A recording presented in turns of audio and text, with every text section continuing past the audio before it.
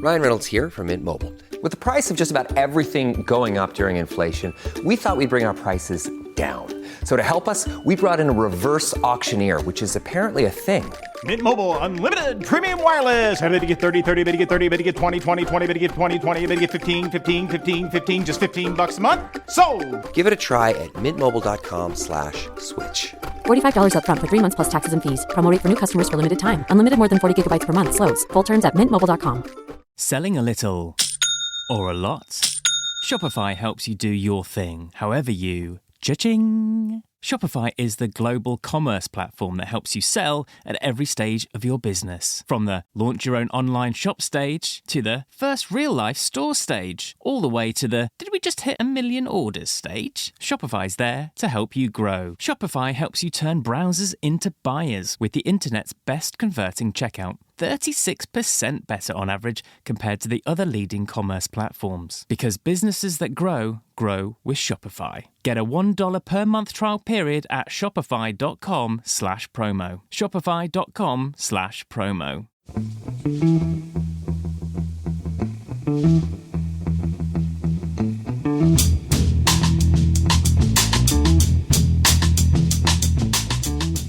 Hello, and welcome to The Price of Football, the show that looks at the money behind the beautiful game with me, Kevin Day, and Liverpool University's Kieran Maguire. Kieran, how are you this fine evening? Any more wildlife adventures or shenanigans since last we spoke? No, all has been good. I was a little bit late to recording tonight because I was cooking some piri-piri chicken and some charred peppers on my big green egg, and I didn't quite have the temperature right, so it took a little bit longer than expected. Right, well, let's unpack that little by little, shall we, Kieran? First of all, I'm delighted that it's chicken and not stag roadkill after our last conversation. Second, WTF is a big green egg. It's one of these ceramic barbecues in the summer for about 4 months. Yeah, because I'm from mid Sussex, old chap. So therefore we cook outdoors every night. Yeah, you're from Bermondsey, old chap. What you should be doing is torching houses and throwing lumps of meat into that. I've not heard of the big green egg. That's nice. But you have to build up the temperature, I presume, do you? Yes, and it was just takes a little bit of time. Yeah, but it's very good. Interesting. We mentioned that we're recording this evening, Kieran. The evening in question isn't Wednesday evening, but this is going out Thursday morning, and normally we do it Wednesday night, but for logistical reasons, we're doing it on Tuesday night. I've just come home from a day's work, punching up a script, Kieran, and I have to say I'm sulking a little bit because, like most people going into work this morning, I was looking forward to a day in the office watching football and then realised too late that there was no 2 o'clock game. I would have stayed at home because that's the only reason I went in was to shirk off for 2 hours while you watched football in the background, and then just got home in time for what looked like a remarkable game between Turkey and Georgia. Oh yeah, it was feisty and absolutely brilliant goals. Yeah, and saves as well. Best match of the tournament so far. Yeah, well, I mean, that's it, because it's been a great tournament. I slightly fell in love with Romania yesterday. I know it's a shame we're all supporting Ukraine in their own way, but I thought Romania was fantastic. Ed's in France for a day, gadding about, doing something he won't tell me what, which I can only assume means he's being paid money for it and he's embarrassed. But he said the French newspapers, the front page of every French newspaper has got Mbappe's nose all over it. So I think this has been a great tournament, Kieran. I'm not suggesting that Mbappe's nose has added to the greatness of the tournament, but so far, apart from that bit on Sunday night where we did our best to stink it up for half an hour, it's been really good. I've loved it. I think the fans have been fantastic as well, Kieran. Yeah, the noise is superb. Yeah. I was given the opportunity to get some tickets and I am hugely regretting it. Oh, no. Present. Which game did you not? I could effectively choose from quite a few. Look at you, Mr. UEFA. Look. I was sensible and boring instead. It's Newsday, Kieran, and it looks like later on, and I say this with bated breath and some reservations because I know what you're like, but it looks like there might be some good news for Everton on a couple of fronts. But first of all, Kieran, we can't ignore the huge elephant in the room at the moment, which is the general election. There was a bit of a flare-up last night when it seemed like the Labour Party were promising all sorts of new ways to distribute money in football. But you've been looking at all the major political parties have had to say in their manifestos about the beautiful game? Yes. So the manifestos have now been published. There is quite a bit of overlap, I think, on those areas where the parties realise not to be in favour of policy X wouldn't necessarily look so good. So if we start with the incumbents, the Conservative Party have said they are pro-regulator. It's a manifesto commitment, so that they were unable to get it through due to the snap election that was called. There's some very vague talking about grassroots, and this is one issue, and this is not a slight on any one of the parties. What disappointed me most of all was the fact that there doesn't appear to be a strategy with regards to grassroots sport, of which football is one, and we know that it's a big one. There was sort of continued funding of something, commitment again from the Conservative Party to increase PE to 2 hours per week, which I think is a de minimis. To introduce more into-school sport. Now, playing against other schools was always both a positive and a negative, I think, for you and I when we were at school. we knew that if we went to certain schools, the chances of getting back in the minibus without our tyres being slashed was fairly remote.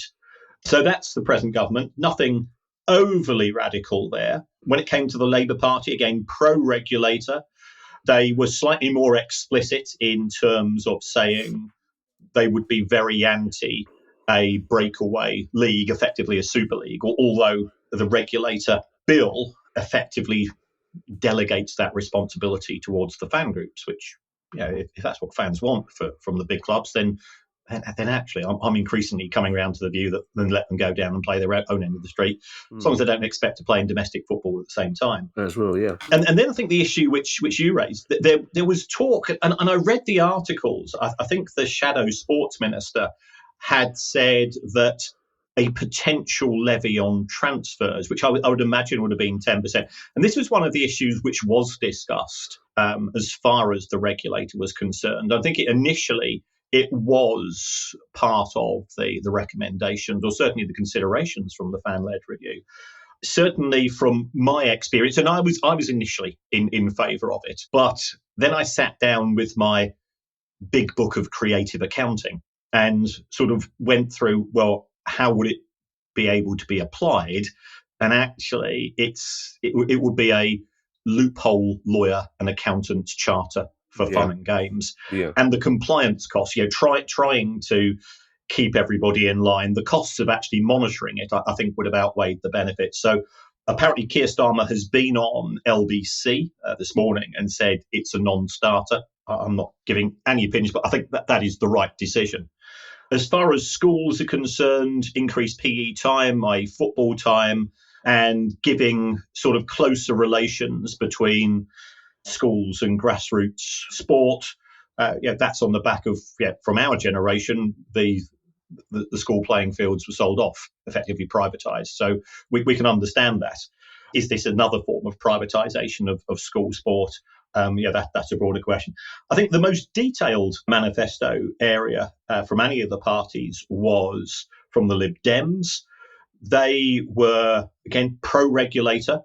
But one of the things that I did notice was that as far as the owners and directors test is concerned, they said it would be subject to a human rights test. Now, we know that the draft bill specifically says that consideration towards the UK government, the UK economy's best interests would have to be borne in consideration. That's a step away. More funding from the lottery for grassroots sport, some form of legislation to protect fans from touts. My view on that is good luck with that one, because I can assure you, knowing the touts that I do, they're pretty tech savvy. I think they're normally one step ahead. The Lib Dems went further with regards to gambling when it comes to sport and football in particular, to restrict the gambling, and also to have a levy on bets. And I must say, this is something that I've always felt that we have it as far as the horse racing industry is concerned, given the quasi-religious position that football has as far as this country is concerned, and the need to preserve it as a place of not a place of worship, but a place of people coming together. That's an interesting one. They also said that they were going to increase free-to-air matches.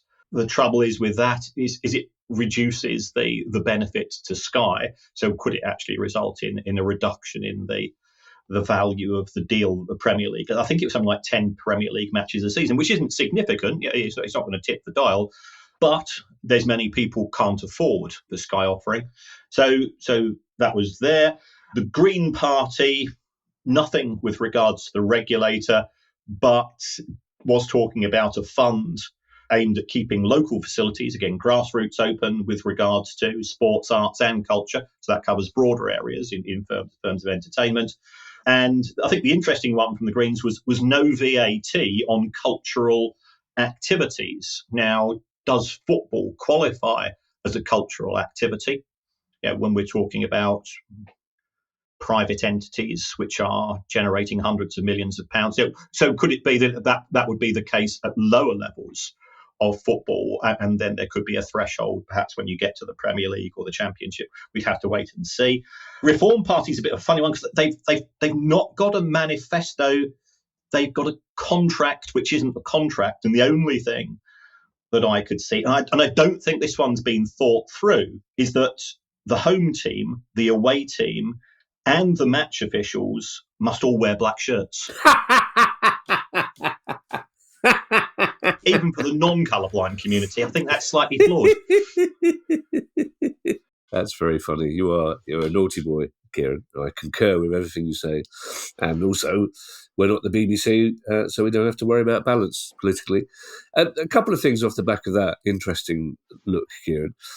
First of all, somebody who's been writing and Have I Got News For You in the last couple of weeks and seeing a lot of Ed Davey falling over, I'm amazed that their comments on football weren't accompanied by photographs of him repeatedly kicking a ball into his own face, which seems to be the only way he can get attention. But interesting that they put a level of detail on it. And I know people who are very political. I know some politicians and people who work for a lot of political parties.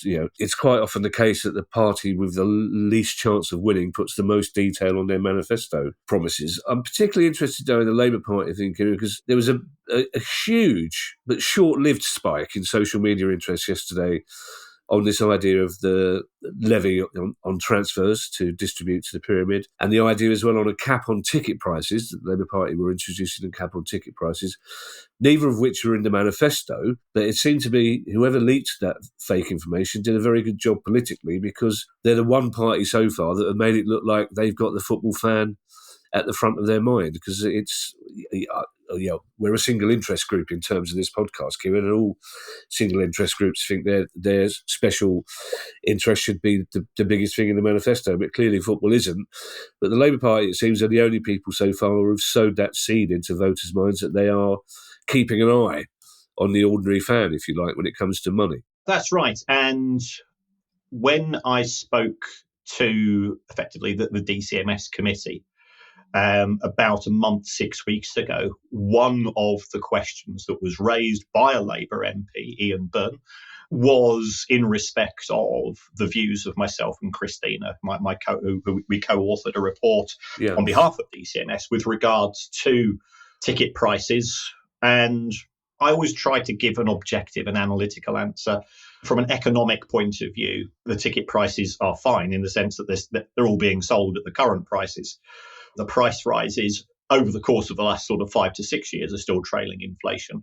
But given that the other costs being incurred by football fans in the terms of, let's be honest, if you have a season ticket at a football ground, the chances are you've got a subscription for a pay channel to watch football.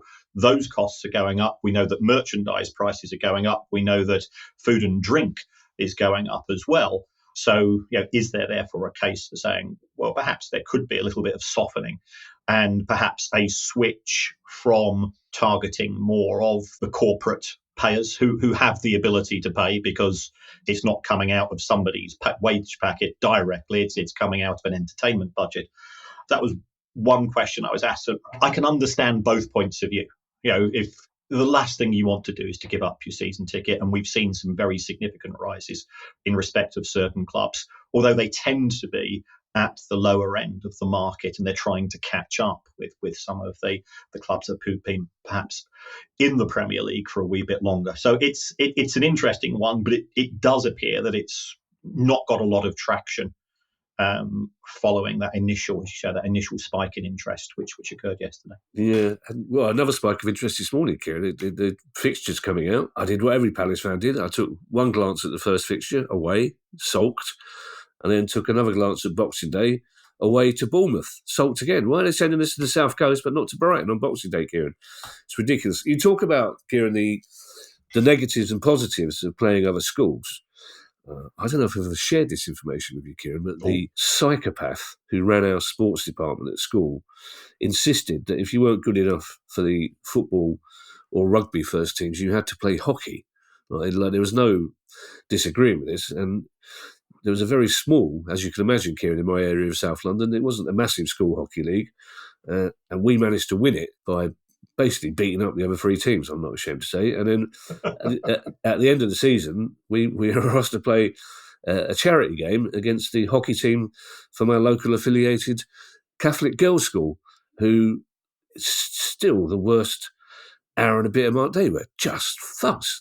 I've never had a bigger beating on a sports pitch than from these girls. And not in a pleasant St. Trinian sort of way, Kieran, in an actual physically violent sort of way. God, it's awful. Now, Everton, Kieran, as I hinted, experience has taught me recently, Kieran, to be very circumspect when I say it looks like good news, but it does look like we're moving towards a resolution of the Everton ownership deal. It does. Over the course of the weekend, we saw the publication of interest from the owners of Roma Football Club, the Friedkin Group, and I think Dan Friedkin is the guy in charge there. He's very successful in his own right, so therefore, unlike 777, he appears to have the resources, which is good from an owners and directors test perspective. He's got experience of a significant purchase as far as a football club is concerned, because Roma have had 3 sixth place finishes under the tenureship of the Friedkin Group. I think Everton fans would accept that in the first 3 years. They've also won the UEFA Conference League. They got to the semi-finals of the Europa League this season. And Roma cost them, I think it was around about £500 million. So we're probably talking somewhere in the same ballpark in terms of the total cost to him, in terms of taking over, presumably, a significant amount of the debts of Everton Football Club. So they have now become front runners. What we're not getting is news from the club itself, i.e. via Farhad Moshiri. And I think that's the disappointment. We're not here to praise or slaughter people, but he's not handled this particularly well in terms of being proactive, communication, being transparent with the fan base, because he's looking after number one. He's trying to nickel and dime himself a deal where he'll get some money. He's going to go and write off a huge amount, I think, realistically. But as far as this deal is concerned, from what I understand, it wouldn't involve the club taking on further debt, which is good. Could it involve some of the existing loans being paid off as part of the overall deal? We would have to wait and see. But I'm far more positive in relation to the Everton position. And we've said from day one, we didn't like what we were seeing with regards to 7-7. But the doom and gloom merchants, I didn't hold much truck with that. I always felt that Everton's too big a club to not have a significant party or parties come into the ownership debate, and that's where we appear to be at present. In terms of the timing of the Friedkin Group's interest, Kieran, we know that Moshiri gave 777 first dibs, essentially, which is not the correct accounting term, I know. So will Friedkin have been sitting there for 9 months going, well, I hope this deal falls through because we really want to buy Everton? Or will they have seen an opportunity to maybe move in and buy Everton for slightly less than it would have been worth had the 777 deal not collapsed? I think they would have been monitoring the situation. Could they have potentially bought another football club in the Premier League? Yes. We're fully aware that there are 3 or 4 that are not explicitly up for sale, but owners are willing to pick up the phone. I'll say no more than that. And Everton has a lot going for it. It's in the city of Liverpool, so good transport links. Culturally, football is a huge issue as far as the city is concerned. Americans love Liverpool because of the music industry connections as well. So there's all of those positives. And it's not too far from Wrexham, which they appear to have. It's Wrexham International, as John Lennon Airport is now known in some circles. It's always being marketed. So all of those, I think, are positives, which would have said he'd have been saying, well, everybody's been saying from many, many months that 777 didn't pass the smell test, and it was surely bound to collapse. And they come in for a lot of stick at times. I think you've got to give credit here to the Premier League in the sense that whilst they can't veto a deal, they put up a set of barriers that were so high to make it effectively impossible for 777 to pass. And for that, I think they deserve a pat on the back. And I know that won't necessarily go down well with parts of the Everton fan base, but you've got to look at it through a business lens. 777 have put, rightly or wrongly, they've put £200 million into Everton. It's kept the lights on over the course of the last 9 months, and it's allowed the club to continue the development of the new stadium. Where 777 were getting their money from was always the question. That was the question they were unable to answer. And the Premier League kept saying, well, until we get that answer, we're not going to hand you the rights to acquire the shares.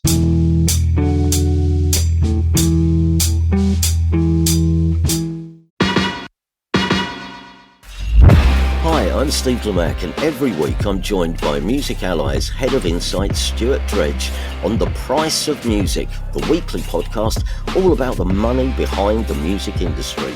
In each episode, we discuss the very latest goings-on in the music business and dig into the finances behind the big stories. So whether you're a music lover who just wants to know more about what really goes on in the industry, or you're an aspiring musician, manager or label owner who wants some inside knowledge on how Spotify's financial model really works, or what the future holds for independent live music venues, this is a show for you. Subscribe to The Price of Music in your podcast app now. See you soon.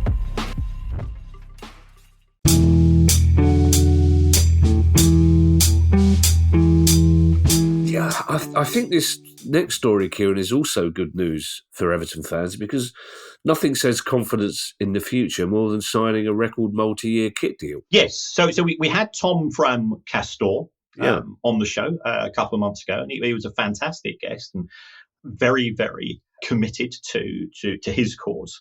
So Everton have signed a multi-year deal with Castore.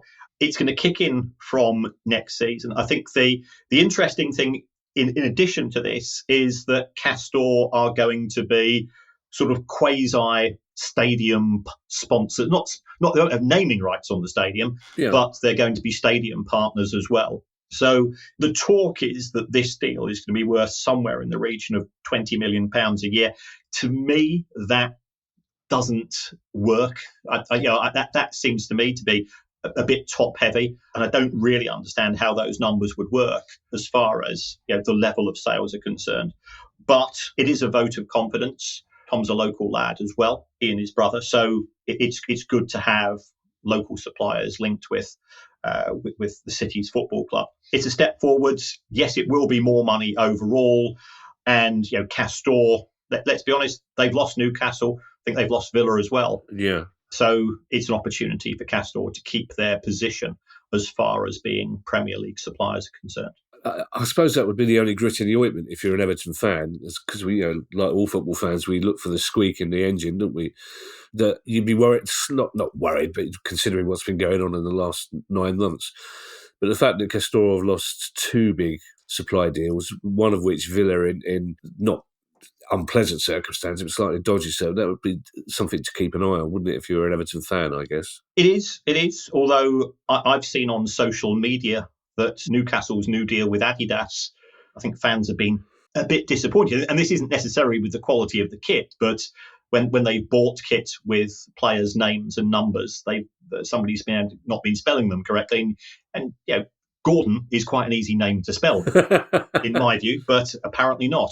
So both of Villa and Newcastle, who I would put in sort of if we're going to have a big 8, those would be the 2 clubs that would be positions 7 and 8 have signed up with Adidas. I think that's a sign of intent from Adidas, which itself has been through a rough patch in recent years. But I think those kits will both sell very well. I believe the German kit is selling at record levels as well, the away kitters. So Adidas are trying to get their position back. But it's an expensive business to be in. And certainly from talking to our secret kit manufacturer, he says, look, they're being sold at retail for 80 quid. They're costing us 15 quid to make. And we're losing money on the deal somewhere in between in respect of many of the very high profile contracts that the manufacturers have. Costing them 15 quid a shirt to make, my arse. Interesting, Kieran, that Newcastle deal was I was told a couple of years back by a club owner. I was going to say secret club owner, Kieran. There's only one club owner I'm likely to have been talking to a couple of years back, to be perfectly honest.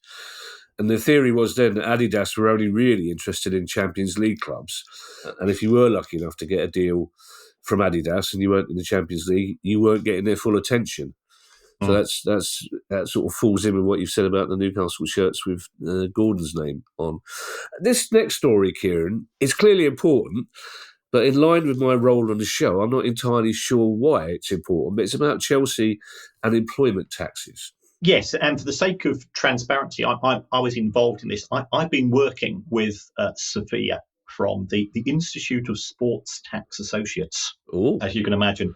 It's a rock and roll lifestyle lived there, but we got the receipts for everything. And that's the important thing.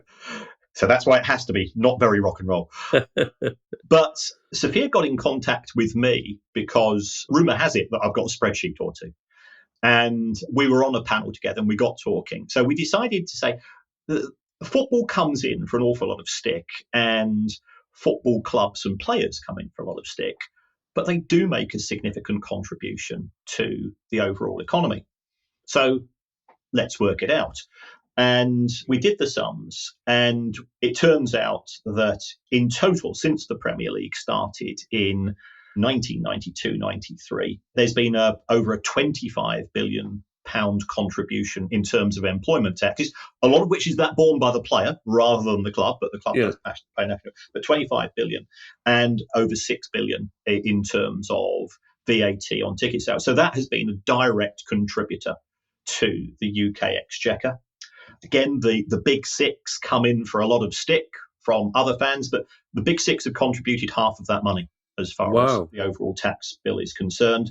And Chelsea are top of the table, around about, I think, just shy of £2.6 billion in respect of the money that they've contributed in terms of employment taxes, mainly off the back of Roman Abramovich coming in. I think it was David Dean who said all of a sudden he was parking his tanks on our lawn and firing loaded £50 notes at anybody that wanted a contract.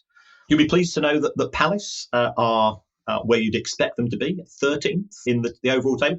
And you think about, this isn't a dig at Palace at all. You've not been in the Premier League for all of those 30 seasons. So it is indicative of the success that the club has had over the course of the last decade when that biggest contribution has been made. And the club, which is sort of bottom of the table in terms of 20th, as far as the Premier League table would be concerned, would be Blackburn. And you think, blimey, it's a long time since Blackburn were in the Premier League. But that, again, is indicative of the fact that Jack Walker was so keen to spend money in the early years, and Blackburn used to have an incredibly competitive wage bill, which then sort of tapered off because they've not been in the Premier League for over a decade now. And are these taxes only on playing staff, Kieran, or is it the entire staff of every club? No. This is the total PAYE paid by all of the clubs, and the total VAT, which we've estimated in terms of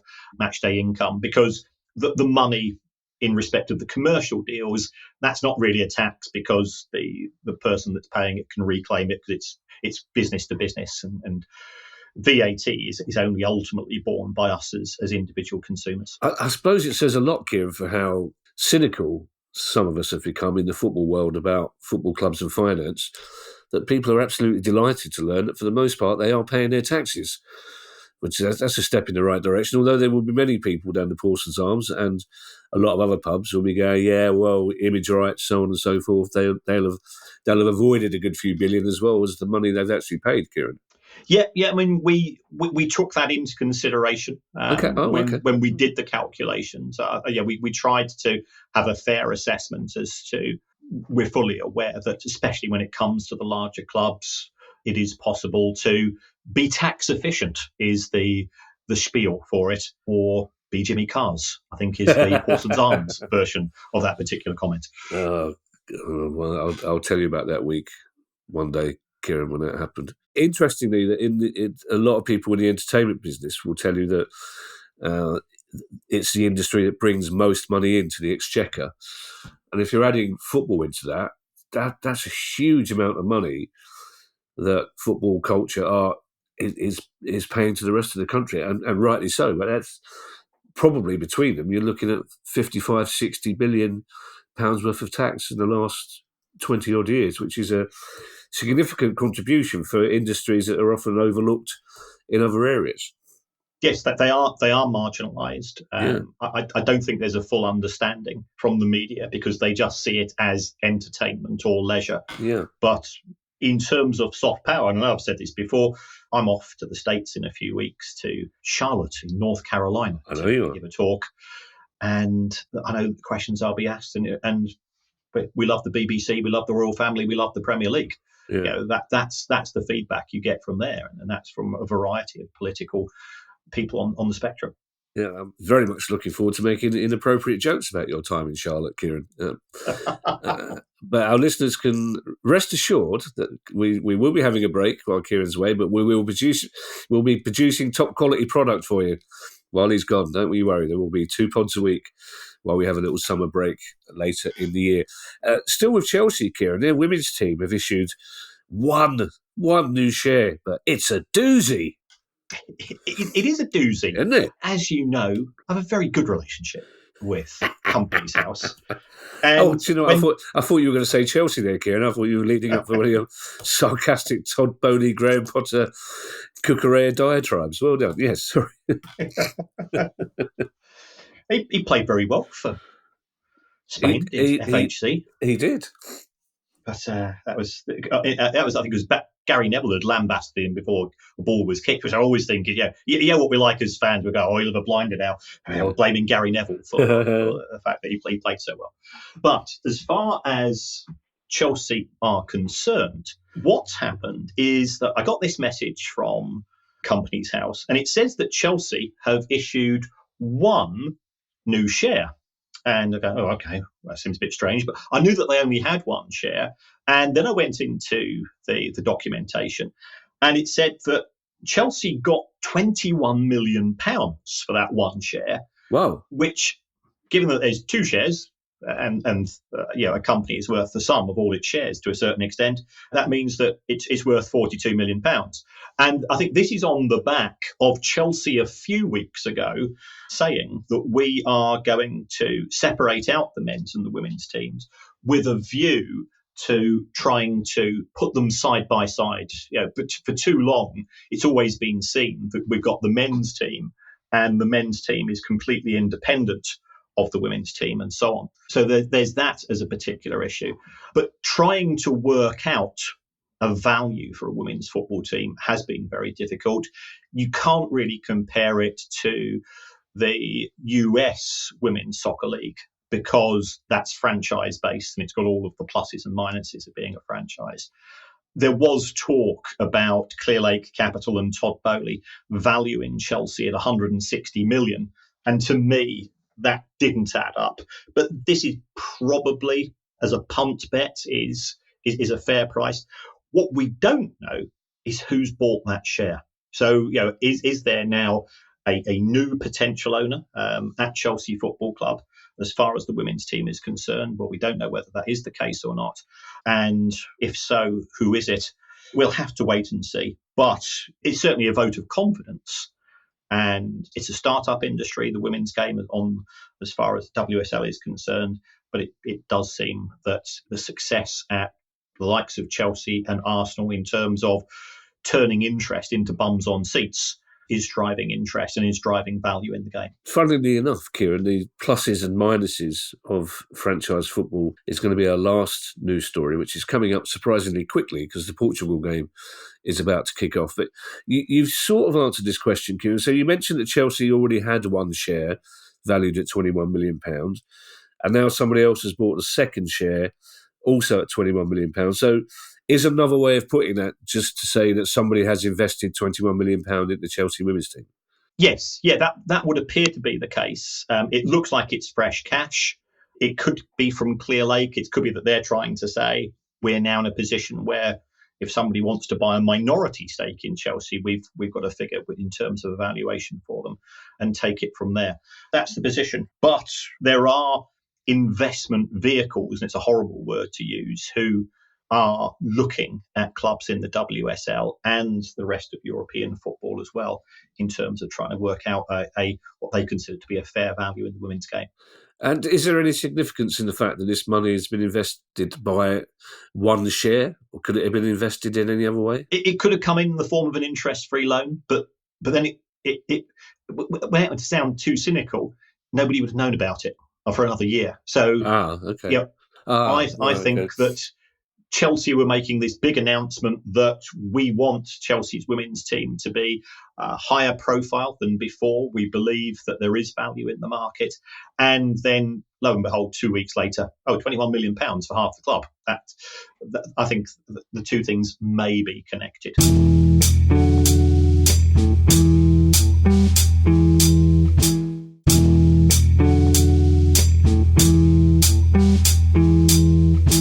Our penultimate story, Kieran, is a fascinating one because not 2 or 3 days ago on our last pod, our questions pod, we had a question from an American listener asking why players' unions in the UK and Europe didn't flex their muscle more in the way that players' unions did in American sport. And now, lo and behold, we hear that players in England and France have launched legal action against FIFA. Yes. I did try to get hold of Maheta, but he was busy boarding a plane at the time in Germany. Yeah.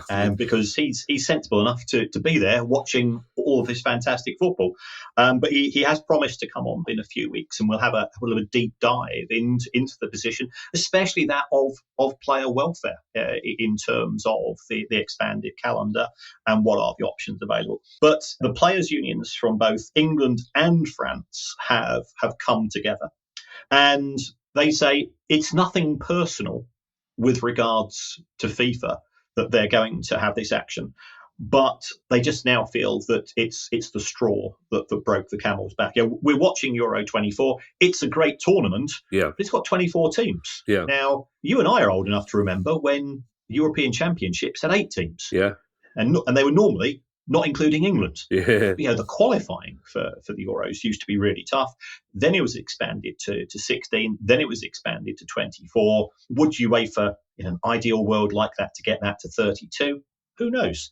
But then I suspect FIFA ideally want to get the World Cup to 64. So how much further can you go with regards to these? So the rationale behind this is that there's a case for saying that under European law, the players are being forced to do things which go beyond the terms of their contracts, that are potentially damaging for them as employees. And I can understand the reaction of some people saying, well, boo-hoo, these players are on huge amounts of money. But that's a separate issue. The fact that they are well paid as an acknowledgement for their elite talents is completely independent of the fact that we are now watching an industry where there are record levels of injuries taking place. And you're not getting to see the best players play the full number of matches. And you've only got to look when you read something, how many matches the likes of Rodri played last season and are expected to play over the course of the next 12 months with Manchester City qualifying for the FIFA World Club Championship, to say it's not working. And the quality of the product. Yes, we've just seen some fantastic football in the last few weeks, but towards the end of the season, there were a lot of pretty grim matches, especially for those clubs in Europe. I appreciate that wasn't the case at Selhurst. Thank you.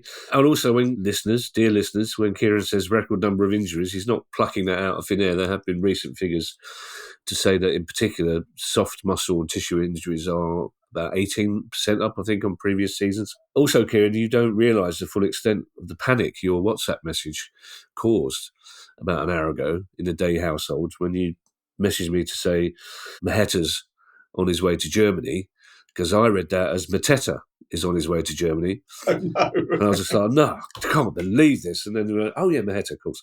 Yes, but we will be talking to Maheta about that and many other issues in the weeks to come, I hope. Our final story, Kieran, takes us back to those pluses and minuses of franchise football. And it's kicking off in America, and as is often the case in America, it's kicking off in court. Well, it will be kicking off in court, yeah. Yes, this is a case which has taken 7 years to get as far as it has done. And if we think that there has been a lot of criticism and a lot of comments made with regards to the Premier League versus the Manchester City issue, it's nothing compared to what we're seeing. And let's be honest, America is a very litigious country, as we're aware. The issue is between the NASL, the North American Soccer League, versus both the MLS, which, as we know, is another soccer league, it's another franchise league, and US Soccer. Now, US Soccer is the equivalent of the Football Association. And a bit like the Football Association, the US Soccer has certain rights, such as who can play for the national team. Well, you've got to be playing in the MLS by the looks of it, and rather than North American Soccer. But also, US Soccer grants the licenses for Division 1, Division 2, Division 3, and there is no promotion. And the accusation that's been made by the North American Soccer League is we're not able to compete. We're being denied access to TV markets because we're not being given the same profile as MLS, and therefore on the back of it we're suffering. We believe we should be able to put on a product which is parallel in terms of status to MLS. I think they'd still struggle because you've got to have the players to attract people. But this is now, by all accounts, I think a New York judge, who tends to be a New York judge, has said that there is a case to be heard, and it looks like this is going for a jury trial in September. So the outcome of that, I think, will be intriguing because there are parallels here between the case which has been brought by Super League against UEFA, saying that Super League should be able to take place in parallel to UEFA's own competitions. So how the US judges will see it, we will wait and see. They've got a different legal system there, but this is on the basis of what they refer to as antitrust legislation. And antitrust is another way of saying abuse of monopoly power. I hope it's not the same judge who had the Trump case, Kieran. Is that poor sod needs the rest of the year off, doesn't he? Although, to be fair, this might be a light-hearted walk in the park compared to having to stare at that. Let's not go there, Kieran. Thank you to everyone who's donated to the pod via our Patreon page. If you'd like to make a small monthly contribution to the pod as well, that'd be very kind of you, and it'll get you access to our chat community and our regular quizzes, and you can do that by going to patreon.com/priceoffootball.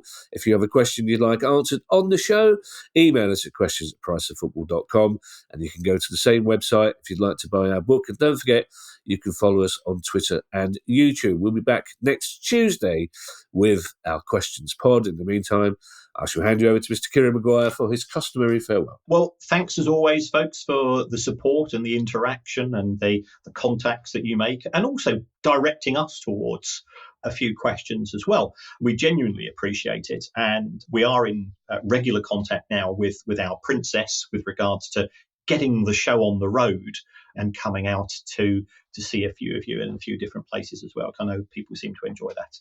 There's another way that you can support the show instead of Patreon, and that's to give us a review. It helps us in the charts. It helps to keep the profile of the show up when people are looking for things to download. And let's be honest, it is a competitive market and we're a niche show. And by all accounts, it doesn't matter what you say. You could even say it could be presented by the person who is now and don't take this personally, Kevin, who is now following activities earlier this week, my favourite Crystal Palace fan, Susanna Reid, with Nigel Farage. I think that could be quite a feisty episode. I know who'd win. Yes. I can absolutely guarantee. I'd love to see that. Yeah, we're very fond of Susanna Reid. That's a craft. I think we could make that one. Do you know what? I think she'd be up for that, Kieran. Right. I think she. And do you know what? And if he's such a shallow idiot, if you tell him he's going to be on his own in the room with Susanna Reid, he'd probably say, "I say, ding dong, I'll take that." Yeah, we could make this happen. Producer, go ahead, get this going. Bye, everybody. Bye. The price of football.